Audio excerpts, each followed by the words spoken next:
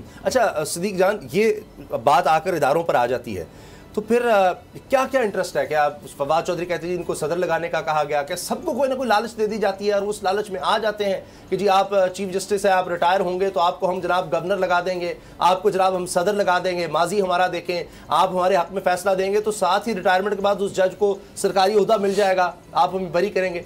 तो ये लालच में आकर फिर सारे मिल गए हैं और कह रहे हैं कि जी कोई इदारा सिवाय चीफ जस्टिस के और तो कोई नजर नहीं आता जो कह रहा हो कि अच्छा जी आइन में लिखा है 90 दिन, हम कोशिश तो करें, उससे आगे चले गए, इलेक्शन तो करवा दें। देखें, कहीं पे कोई लालच है, कहीं पे सर्वाइवल है, कहीं पे कोई ज़ाती मफाद है, इस तरह की चीज़ें ना। आप देखें chief election commissioner Sikandar Sultan Raja साहब को डेफिनेटली ये खौफ होगा कि इमरान खान आ गए और इस वक्त इलेक्शन हो गए तो 2/3 अक्सरियत से वो आएंगे तो वो पता नहीं मेरे साथ क्या करेंगे। इलेक्शन कमीशन के जो मेंबरान हैं वो ये समझते हैं कि इमरान खान आएगा, पता नहीं हमारे साथ क्या करेगा। तो मसला ये है कि इसी तरह का खौफ है और हुकूमत को अपना खौफ है। वो कहते हैं कि हम आएगा तो हमने जो गैर कानूनी काम किए हैं वो सारे जो है वो उस सब का हिसाब देना पड़ेगा। नैब तरमीम ख़त्म होंगी, हमारे केसेस रिवाइव हो जाएंगे, हमारा एहतसाब होगा, हमें जवाब देना पड़ेगा, हम दोबारा जेलों में होंगे। और जहाँ जहाँ इन्होंने जो है ये नौकरियाँ बेची हैं और ये इन्होंने जो काम किए हैं मुख्तलिफ इदारों में जो भर्तियाँ की, इनको ये भी खौफ है कि इमरान खान आएगा तो ये सारी चीज़ें देखेगा। तो ये इनको एक खौफ है। अब अगर आप देखें इस्लामाबाद में, पूछें आप जो सहाफ़ी ईवान इक़्तिदार को करीब से देखते हैं कि एक एक वजारत में कितनी नौकरियाँ आईं और कितनी भर्तियाँ की इन्होंने, और उसमें उन भर्तियों में कितना एक मेरिट इन्होंने उस पर। वैसे तो खैर कोई भी हुकूमत हो, सच बात यह है कि कोई मेरिट का इतना ज़्यादा ख्याल नहीं रखा जाता, लेकिन इस दौर में तो हमने देखा कि जितनी चोर बाजारी इस दौर में हमने देखी है वो तो इतनी दीदा दलेरी के साथ सरेआम खुलेआम कि ये कर रहे हैं, जिसने हमारा जो करना है कर लो, क्योंकि ज़ाहिर है सब हमारे साथ हैं। जब सब हमारे साथ हैं तो हमारा कोई कुछ नहीं बिगाड़ सकता। और एक इदारा था जो जवाब ले सकता था सुप्रीम कोर्ट, उसको अंदर से भी डिवाइड कर दिया।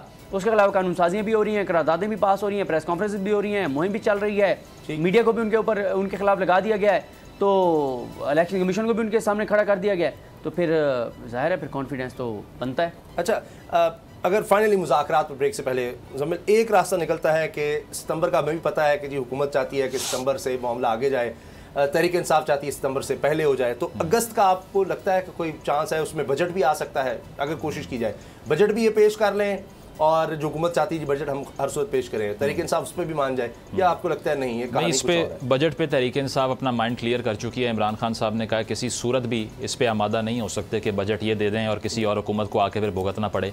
तो असल बोन ऑफ कंटेंशन ही वही थी जो पहले भी हम बात कर चुके हैं कि वो चाहते हैं कि बजट कोई भी ऐसी हुकूमत देकर ना जाए जिसने आगे रहना नहीं है, उसका बनता नहीं है। तो उस शर्त के ऊपर मुझे लगता नहीं है कि इमरान खान साहब कॉम्प्रोमाइज़ करेंगे, क्योंकि उसके बाद हुकूमत लेना भी बहुत ही मुश्किल हो जाएगा। इतनी सब्सिडीज़ की लंबी फहरिस्त शामिल होगी उसके अंदर कि जो भी आएगा वो अपने पाँव पे कुल्हाड़ी मारने वाली बात है उसका। अच्छा, लेकिन ये तो तब है सिद्दीक है जब ये हुकूमत जाना चाह रही हो, अगर नहीं जाना चाहती तो फिर डिफ़ॉल्ट से बचाने के लिए तो ये जो बजट है ये IMF की ख्वाहिशात के मुताबिक या उनकी शराइत जो तय हो चुकी है उनके मुताबिक बनाना होगा, तो उससे बाहर तो ये नहीं जा सकते।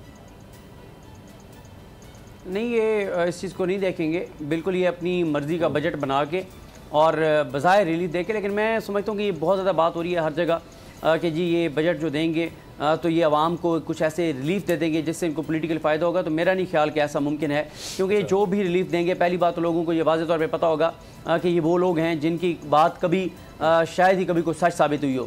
शहबाज ने कहा था कभी कहते हैं कि हमारे लंदन फ्री करने का, बिजली फ्री करने का, वो सब धोखा। बहुत सारे जनाब स्पीकर हैं, ये हैं वो ज़राए से लेके लंदन, तो क्या पाकिस्तान में कोई जदाद नहीं है और पाकिस्तान छोड़ के नहीं जाऊँगा, आवाम के साथ जीऊँगा, मरूँगा, पीछे नहीं हटूँगा, कस्में कुराने, ये सारी चीज़ें तो इनका तो लोगों को पता है। और दूसरी बात यह कि अगर ये बजट में कुछ उसकार भी देते हैं तो आपको पता है कि उसका इम्पैक्ट आने में टाइम लगता है। ठीक है, अब देखते हैं कि क्या होता है। अभी तक ये बात चल रही है कि शायद रिपोर्ट के बाद या सुप्रीम कोर्ट सख्त अहकाम आने लगे हैं तो फिर दोबारा मुज़ाकरा दौर हो जाए, लेकिन लग ये रहा है कि अगर वो भी हुआ तो शायद वो भी इसी तरह से नाकाम हो। हवाए नफ्स की है हुक्मरानी, लुटेरा कर रहा है पासबानी।